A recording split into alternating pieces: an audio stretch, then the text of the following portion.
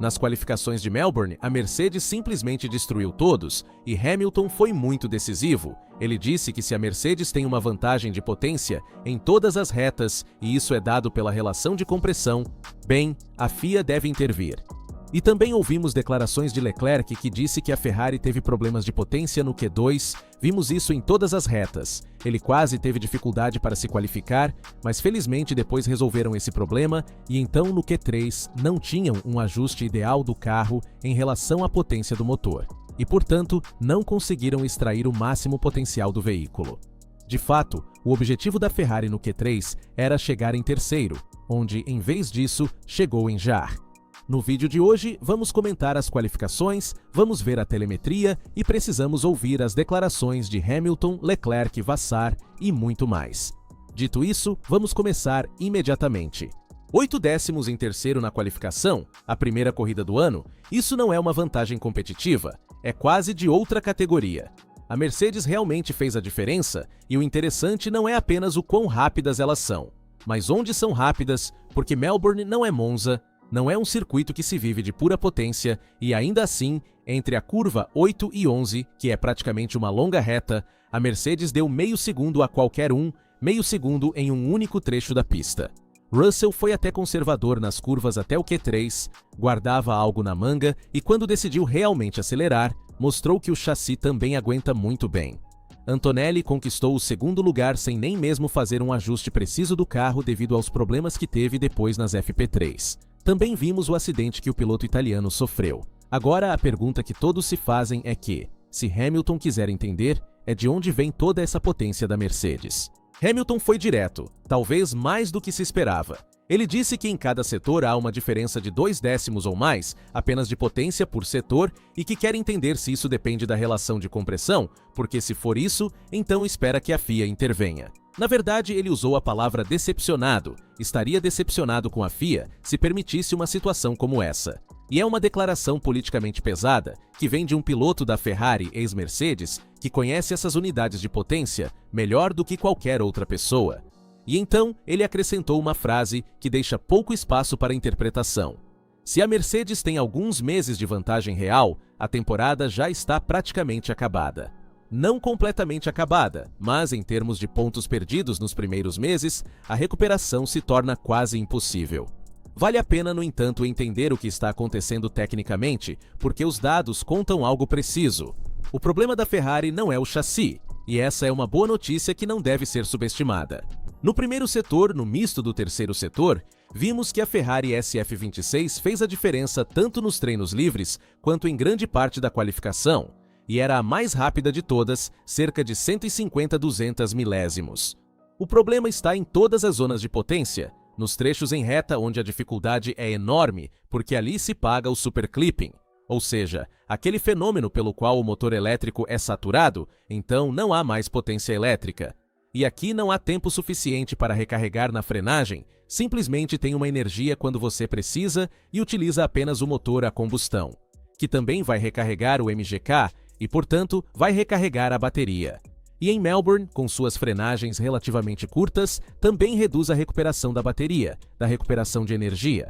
O resultado é que o Leclerc na curva 11 tinha uma diferença de velocidade de 14 km/h em relação ao Russell.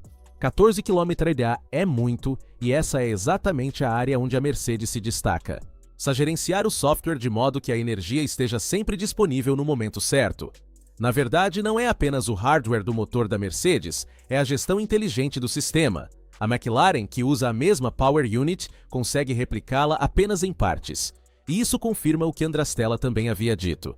O fabricante da Power Unit tem uma vantagem enorme sobre os clientes porque controla o software. É algo que vale bilhões em termos competitivos. Hamilton então descreveu a sensação de dirigir este carro, que é ótimo. Na verdade, até o Q2 ele estava em sintonia com a Ferrari SF26. Eles tinham andado com os pneus médios no Q1. No Q2, sim, tiveram aquele problema, digamos, no motor e na parte elétrica. Ele disse que quando a potência é boa, quando está presente, o carro responde bem. O problema é que essa potência nem sempre chega, e que ele fica com o pé no acelerador da última curva por quase um terço da reta. Depois vai a fundo. Ele disse que isso é completamente o oposto do que representa a Fórmula 1, segundo ele. E ele está certo, porque ver os pilotos que têm super clipping ou que de qualquer forma desaceleram sua reta, bem, é uma Fórmula 1 diferente em relação ao passado. E Hamilton a atacou de maneira total. Está tudo de fato diferente em relação ao passado. Vemos lift and cost, gerenciar, dosar a energia. Não é isso que ninguém quer ver, nem os pilotos e nem nós, torcedores. Dito isso, Hamilton este ano parece um piloto diferente. A conexão com a Ferrari SF26 é claramente superior em relação ao que ele tinha no passado com a Ferrari SF25. Ele pagou algo no Q3, se perdeu um pouco nos problemas de gestão de energia do Q2 e não conseguiu mais voltar ao ritmo. Mas no Q1 com os médios ele estava realmente forte. Ele parecia à vontade, motivado e presente. Red Bull, por sua vez, é a verdadeira surpresa dessas qualificações, porque, apesar da saída de Verstappen no Q1, que diminuirá muito o valor dos dados comparativos, a JAR levou o carro à terceira posição e os resultados sobre a Power Unit Red Bull Ford são interessantes. Pelos dados, parecem ser os mais próximos da Mercedes e isso é algo que poucos esperavam. Para a corrida, o 1-2 da Mercedes parece quase certo. O verdadeiro temor para Toto Wolff é a confiabilidade. De fato, Russell já trocou a centralina e as baterias no fim de semana, e isso é um sinal de alerta importante. Para agir, a única esperança de Leclerc é tentar algo na largada e depois tentar resistir, pois as ultrapassagens com esses novos monopostos, com toda a questão da gestão energética, serão decididamente complicadas. Mesmo que tenhamos visto a vantagem da Mercedes sobre os elétricos, é notável. Portanto, mesmo que Leclerc e a JAR consigam ultrapassar uma Mercedes, depois terão dificuldades. Eles teriam dificuldade até para mantê-la atrás. E como previmos, a Mercedes é superior a todos por muito, pois foi 8 décimos mais rápida que a JAR, que chegou em terceiro. Vimos uma Mercedes superior a todos em termos de potência. Na verdade, eles ganham cerca de 2 décimos por setor em termos de potência da Power Unit e recuperação de energia. De fato, essa é, digamos, a maior qualidade que eles têm da Power Unit, se quisermos chamar assim. No entanto, Hamilton foi muito direto, disse que se isso é resultado da relação de compressão e, portanto, do motor térmico, bem, então a FIA deve intervir porque não se pode continuar assim até 1º de junho. Porque a Mercedes tem uma vantagem, sim, efetiva, mas de uma área cinzenta do regulamento. Então, aí começam também as polêmicas e eu concordo com Lewis. Portanto, atenção. Neste caso, a Mercedes tem uma vantagem, não apenas na qualificação, mas a verdadeira vantagem a veremos na corrida. Porque tendo essa recuperação de energia melhor em comparação aos adversários, conseguem ter mais potência durante toda a volta e gerenciá-la melhor durante toda a corrida. A JAR surpreendeu em terceiro. Com certeza não esperávamos que a Red Bull estivesse tão forte na frente da Ferrari e também da McLaren. Mas, na minha opinião, é mais uma falha da Ferrari por não ter chegado em terceiro, porque a configuração e também as características do carro, bem, nos sugeriam que a Ferrari era a segunda força. E a Ferrari é a segunda força, Leclerc também disse isso e Hamilton reafirmou. De fato, a Ferrari poderia ter chegado tranquilamente em terceiro lugar sem os problemas que teve no Q2. Leclerc, aliás, que é sempre muito verdadeiro em suas declarações, disse que os problemas no Q2 são problemas que podem acontecer com qualquer um. São problemas na parte elétrica, que não gerenciaram bem, digamos, a energia. Eles não tinham energia para acelerar na passagem da curva 8 para a curva 11, e portanto tiveram dificuldades, fizeram um reset da Power Unit e conseguiram recuperar, tendo pouco tempo no Q2, e se qualificaram. Mas depois o carro aprende volta após volta, e eles tiveram que recalibrar a configuração do carro, também do ponto de vista da Power Unit, como software, com base no Q1, e, portanto, as performances não estavam no nível dos adversários, eram um pouco inferiores. De fato, a Ferrari não melhorou tanto entre o Q1 e o Q3. Dito isso, vamos ouvir também as declarações de Leclerc e Vasseur. De fato, a Ferrari olhou para a Mercedes e não acredita. Esta é a síntese mais honesta do que aconteceu no sábado em Melbourne. E não somos nós que dizemos isso, são Leclerc, Hamilton e Vasseur que dizem, cada um com suas próprias palavras, cada um com seu peso específico. Comecemos por Charles, porque o mais significativo é que ele disse, não é uma declaração política, não é uma polêmica, é um gesto. Leclerc disse que esta manhã, nas FP3, olhou os dados do Russell e teve que recarregá-los. Achava que havia um erro. Então, ele entendeu que não havia erro, e que o que estava vendo era simplesmente real. Assim, da medida de quão distante a Mercedes está, não em termos abstratos, mas na percepção concreta de um piloto de Fórmula 1 que vive os dados todos os dias. No dia anterior, Leclerc havia feito uma previsão, meio segundo, talvez 6 décimos de desvantagem em relação à Mercedes. Razoável, prudente, honesta, e no entanto foram 8 décimos. E não é um detalhe pequeno, porque aqui a diferença entre as expectativas e a realidade é exatamente o tipo de coisa que te faz entender se é um problema gerenciável ou se é estrutural. Leclerc não se escondeu, disse claramente que a diferença é absolutamente enorme e que por enquanto não há muito que a Ferrari possa fazer para se aproximar das flechas prateadas. Ele também acrescentou que entre ele, a Red Bull e a McLaren, o pacote de perseguidores é extremamente compacto, todos estão agrupados em um décimo escasso e que ali a Ferrari se mantém e parece estar à frente dos perseguidores. O problema é o abismo à frente. Houve também a questão da gestão energética, porque isso condicionou ambas as Ferrari SF26 no Q2 e também na primeira parte do Q3. Leclerc deliberadamente minimizou esse aspecto, não porque não seja real. Mas porque a diferença é tão ampla que não pode ser explicada apenas pelos problemas de deployment, na verdade, é quase uma maneira de evitar desculpas fáceis. Não gostaria de atribuir a culpa apenas a isso. A coberta é curta e não se trata de uma única volta torta, é uma questão de sistema. Tecnicamente, o que está acontecendo com a Ferrari SF26 é um compromisso obrigatório. A Ferrari escolheu otimizar certos aspectos, a velocidade em curvas mistas, a tração na saída de curva, e nesses segmentos funciona realmente bem. Leclerc andava forte no primeiro ou no terceiro setor, mas nos retângulos onde é necessário energia, a coberta se encurta dramaticamente. O sistema de deployment se adapta em tempo real, e quando as condições mudam, uma curva feita de forma diferente, uma trajetória ligeiramente modificada, o sistema sai de sincronia e leva tempo para voltar.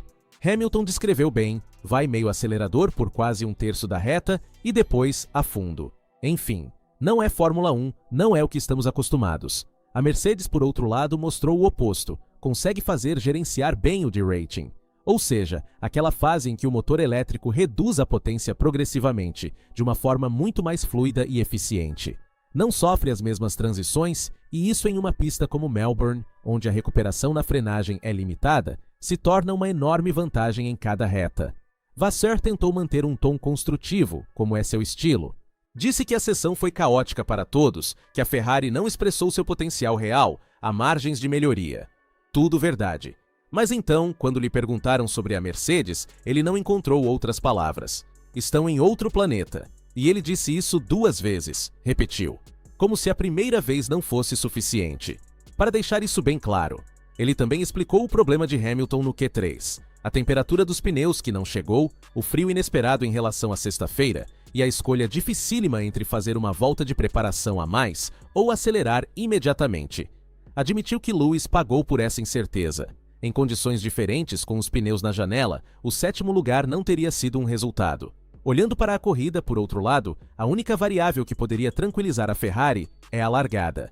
Com os novos procedimentos de largada de 2026, o turbo-lag é um fator crítico. E a Ferrari SF26 parece ter algo a mais em relação à Mercedes nesse momento específico, tendo um turbo menor. Mas tanto as cargas baixas esfriaram um pouco os ânimos. Se a Mercedes entrar na janela ideal, a diferença na largada será mínima. E a Mercedes já trabalhou nisso.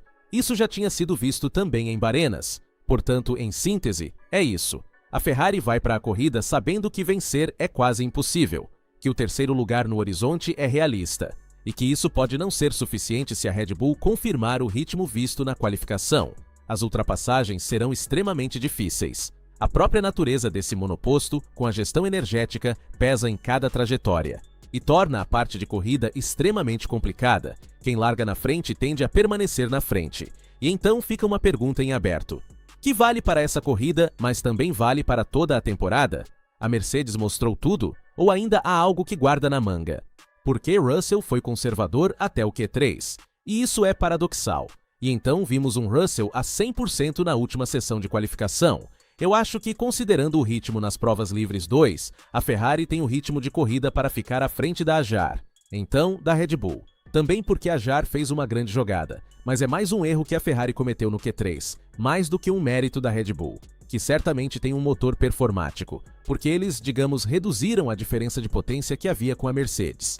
A Mercedes continua superior em potência, mas eles estão muito próximos com o motor Red Bull Ford. E a Ferrari, por sua vez, teve alguns problemas a mais na gestão energética, nas qualificações, que com certeza resolverão para a corrida. Na largada, permanece uma pequena vantagem da Ferrari. Então, espero que pelo menos Leclerc consiga chegar ao pódio. Hamilton pode chegar ao top 5. E veremos como será a corrida da Ajar. Atenção também para as McLaren, que estão entre Leclerc e Hamilton. Mas eles também estão na disputa. Mostraram um bom ritmo de corrida e uma boa gestão energética. Principalmente uma boa gestão da tração na saída. Do ponto de vista mecânico. Portanto, eles podem gerenciar os pneus melhor que os adversários. Porque se fala muito sobre gestão energética. Mas também há a gestão dos pneus, que é fundamental na Austrália. Será uma estratégia, uma parada. Então veremos como isso se desenrola em todas as equipes. Atenção também para Verstappen, que precisa recuperar de trás. Ele teve aquele incidente que vimos no Q2, que depois causou a bandeira vermelha. E atenção que é um incidente grave para um piloto como Max. Mas para mim não é tanto sobre a responsabilidade, mas mais sobre o carro. De fato, ele não teve aderência no eixo traseiro. E perdeu completamente a traseira na frenagem da curva 1. E então não teve nem mesmo como reagir, para salvá-la como de costume. Ele também manteve as mãos no volante, o que é extremamente perigoso, porque se você bater, corre o risco de sofrer uma fratura nas mãos. Então, ele teve algumas repercussões não tão graves, mas com certeza Max arriscou. E é a primeira vez que vemos um erro dele. Porque, de qualquer forma, mas também é influenciado pelo carro e pelas condições. Na minha opinião, Max vai recuperar muito amanhã. Ele fará uma grande remontada, mas não vejo a Red Bull no nível da McLaren e da Ferrari. Neste momento não há um passo atrás. Mas vamos fazer uma pequena pausa sobre a Mercedes, porque Russell conquistou a pole com 8 décimos de margem sobre o terceiro colocado. Um domínio claro, arrasador e quase constrangedor para os adversários. Mas se você ouvir novamente suas palavras após a qualificação, encontrará algo que não combina com as imagens de potência absoluta que a Mercedes W17 projetou hoje na pista. Russell disse que esperava a pole. Não foi uma surpresa. O que o surpreendeu foi a magnitude da vantagem. E então ele acrescentou algo que poucos destacaram. Ainda há preocupações sobre a confiabilidade. Não foi tudo linear. O carro era muito forte, o motor funcionou muito bem. Mas algo aqui e ali não funcionou exatamente como deveria. E a principal preocupação para amanhã. Para o piloto na pole com 8 décimos de margem. E chegar à linha de chegada. Pensem nisso por um momento. Pensem nisso por um momento. O homem que acabou de dominar a qualificação do Grande Prêmio na Austrália. Não está falando de estratégia, de gerenciamento de pneus, ou de como se defender dos adversários. Está falando de confiabilidade. Isso não é um detalhe. É uma janela aberta para o que poderia ser o verdadeiro calcanhar de Aquiles deste pacote da Mercedes. E a Williams também confirma isso, porque no paddock há outro cliente da Mercedes, que hoje viveu um sábado de pesadelo. Carlos Sainz não completou nenhuma volta na qualificação. Unidade de potência KO, 0 voltas no Q1. E teve um fim de semana praticamente desperdiçado, depois que já nos treinos livres a equipe acumulou problemas sobre problemas. Somente Albon conseguiu disputar as qualificatórias e terminou em 15º. James Wolves, chefe da equipe da Williams, confirmou tudo sem rodeios. Estado dos problemas de confiabilidade no motor Mercedes. Um único carro na pista. Um fim de semana dificílimo. Ele então parabenizou a Mercedes, sua ex-equipe, reconhecendo aquela dobradinha como o ponto de referência a ser alcançado. Mas, enquanto isso, seu carro estava parado na garagem. Agora é preciso fazer uma distinção importante em relação aos problemas da Williams, que não são necessariamente os mesmos que a Mercedes oficial poderia ter. De fato, a gestão do software, a calibração, a integração entre unidade de potência e chassi. São todas coisas que os clientes recebem de forma menos otimizada em comparação com a equipe construtora. É quase a norma nesses contextos.